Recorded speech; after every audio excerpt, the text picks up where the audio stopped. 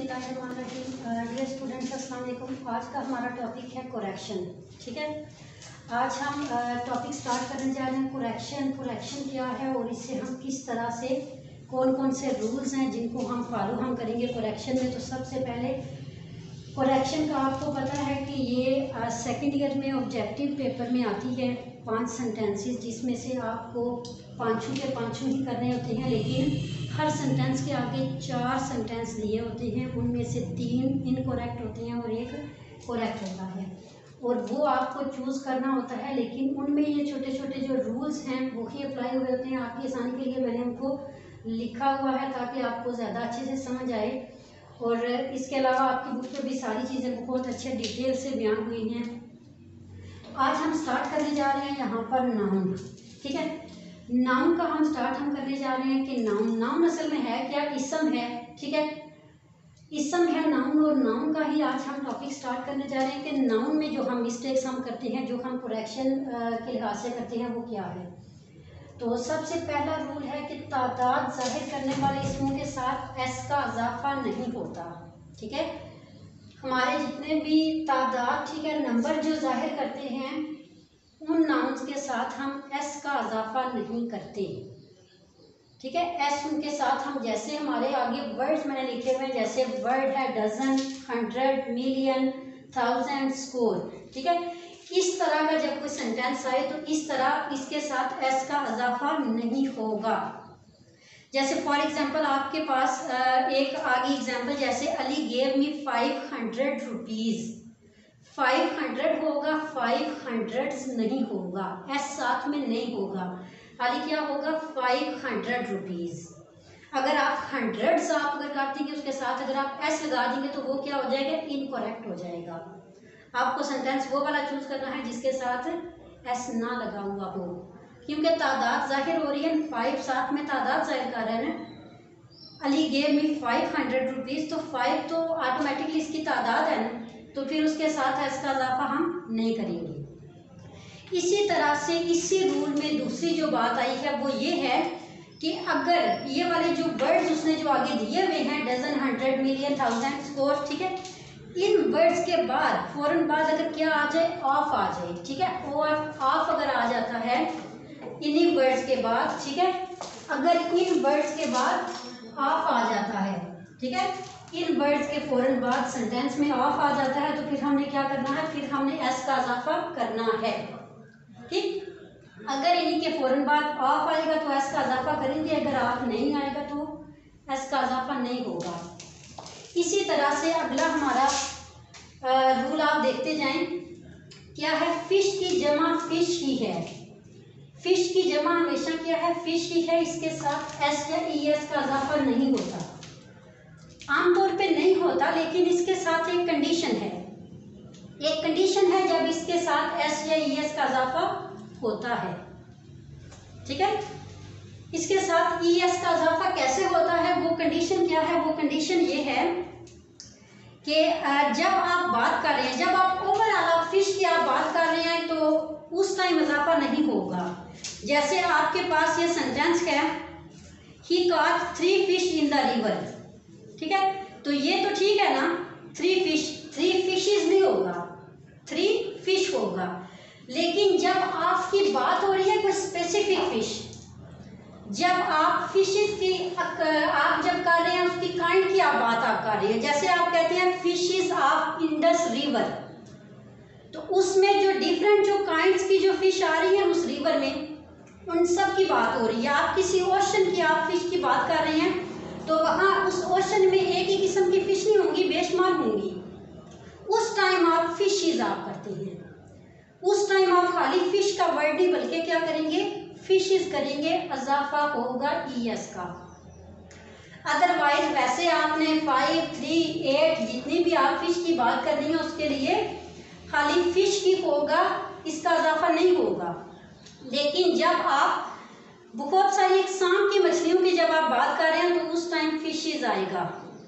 ठीक है, ये चीज़ आपने, ये रूल्स अपने माइंड में रखने हैं, तब जाके आपको करेक्शन में कुछ भी मुश्किल नहीं लगेगा, कोई डिफिकल्टी नहीं है। सिर्फ आपको ये रूल्स आने चाहिए, ये आपके माइंड में होंगे। रूल हमने कुछ पढ़े थे वो क्या है? उसके बाद अगला हमारा है, जैसे देखें डियर और शीप, ठीक है। डियर और शीप इनकी वाहिद और जमा दोनों शक्ल क्या है, एक ही है, ठीक है। डियर वाहिद भी सिंगुलर में भी यही है और प्लूरल में भी यही है। शीप सिंगुलर में भी और प्लूरल में भी, चाहे आपने 3 शीप आपने बतानी है, आपने 10 बतानी है, आपने 5 बतानी है, लेकिन वो शीप ही देगा, इसके साथ एस या एस का इजाफा नहीं होगा। उसके बाद अगला हमारे पास है पॉलिटिक्स, ठीक है। पॉलिटिक्स सियासत। पॉलिटिक्स देखिए, अगर हमारे पास हम कर रहे हैं ओवरऑल सियासत के सेंस में हम ले रहे हैं, पॉलिटिक्स इज अ गेम, ठीक है। अब देखिए पॉलिटिक्स इज अ गेम, हमने पॉलिटिक्स को हमने इज के सेंस में हमने लिया, उसके लिए हेल्पिंग वर्ब हमने क्या लगाया, इज लगाया, जबकि यहाँ पे हम देख रहे हैं एस भी है। असल में ये क्या है, सियासत के सेंस में ये वाहिद ही होती है।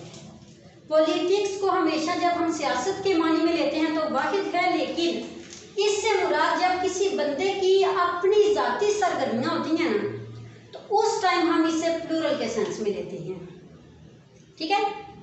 जब हम कहते हैं हिज पॉलिटिक्स, तो उसके लिए क्या होगा, हिज पॉलिटिक्स आर, उसकी सरगर्मियाँ, ठीक है। किसी बंदे की जाती जो सरगर्मियाँ हैं तो उसके सेंस में क्या होगा, प्लूरल हेल्पिंग वर्ब आएंगे। लेकिन जब ओवरऑल हम सियासत के सेंस में हम ले रहे हैं तो उसके लिए हेल्पिंग वर्ब हमारा क्या होगा, सिंगुलर होगा, ठीक है। और उसके बाद आप देखें अगला हमारा है हेयर। अब हेयर जो है, बहुत सारे लोग इसको प्लूरल बनाने के लिए हेयर्स कर देते हैं, ये भी क्या है, इनकरेक्ट है। हेयर का प्लूरल कभी भी हेयर्स नहीं होता, हेयर सिंगुलर फॉर्म में भी हेयर है और प्लूरल में भी हेयर है, लेकिन इसकी भी एक कंडीशन है। हेयर्स भी आपको कहीं कहीं देखने में आया होगा, लेकिन उसके साथ एक कंडीशन है। जब आप बात कर रहे होते हैं स्पेसिफिक, जब आपकी बात हो कि जब आप कहें कि 2 से 3 बाल आप मुराद ले रहे हैं, आप 5 या आप काउंट मतलब कि कोई 6 या 7 आप बाल जो हैं उनकी आप बात कर रहे हैं, उस टाइम क्या है, उस टाइम हेयर्स होगा, 3 हेयर्स 2 हेयर्स, ठीक है। लेकिन जब आप बात कर रहे हैं पूरे सर के बालों की, तो उस टाइम ये क्या है, ये अनकाउंटेबल है और ये हेयर ही रहेगा, ठीक है। माई हेयर आर वाइट और ब्लैक, जो भी आप कहें, माई हेयर आर ब्लैक, ठीक है। उसके लिए हेल्पिंग वर्ब प्लूरल है, लेकिन क्या है, हेयर्स नहीं होगा, एस नहीं आएगा, ठीक है।